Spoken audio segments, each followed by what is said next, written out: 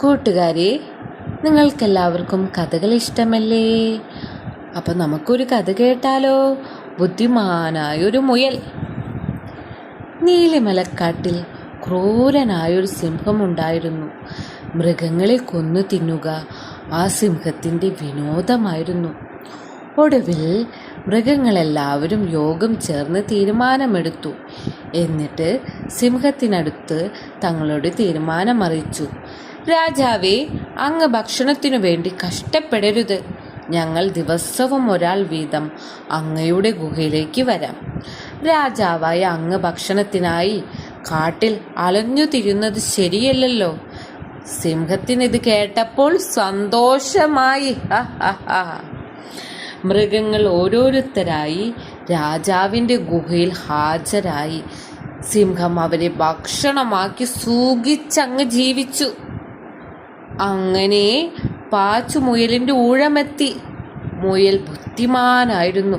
അവൻ രക്ഷപ്പെടാനുള്ള സൂത്രം ആലോചിച്ച് സിംഹത്തിൻ്റെ ഗുഹയിലേക്ക് പതുക്കെ നടന്നു. വിശന്നു വലഞ്ഞ സിംഹത്തിന് തൻ്റെ ഭക്ഷണമായി എത്തിയ കുഞ്ഞുമുയലിനെ കണ്ടപ്പോൾ ആരിശം വന്നു.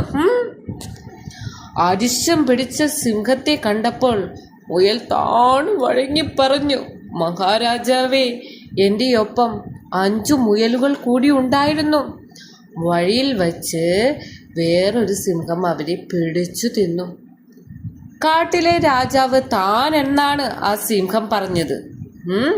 വേറൊരു സിംഹമോ? എവിടെയവൻ?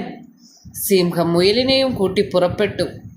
അവർ കാട്ടിലുള്ള പഴയൊരു കിണറിനടുത്തെത്തി. ഇതിലാണ് ആ സിംഹമുള്ളത്, മുയൽ പറഞ്ഞു. സിംഹം നോക്കിയപ്പോൾ കിണറ്റിലെ വെള്ളത്തിൽ തൻ്റെ പ്രതിബിംബം കണ്ട് കിണറ്റിലേക്ക് നോക്കി ഗർജിച്ചപ്പോൾ ഒച്ച തിരികെ കേട്ടു. അതോടെ സിംഹം എതിരാളിയോട് ഏറ്റുമുട്ടാൻ കിണറ്റിലേക്ക് എടുത്തു ചാടി. കിണറ്റിലെ വെള്ളത്തിൽ മുങ്ങി. ബുദ്ധിമാനായ മുയൽ സന്തോഷത്തോടെ മടങ്ങി. ഹേയ് കൂട്ടുകാരെ, നിങ്ങൾക്ക് എന്താണ് ഇതിൽ നിന്ന് മനസ്സിലായത്? ശക്തിയിലല്ല കാര്യം, ബുദ്ധിയിലാണ് കാര്യം. മനസ്സിലായോ?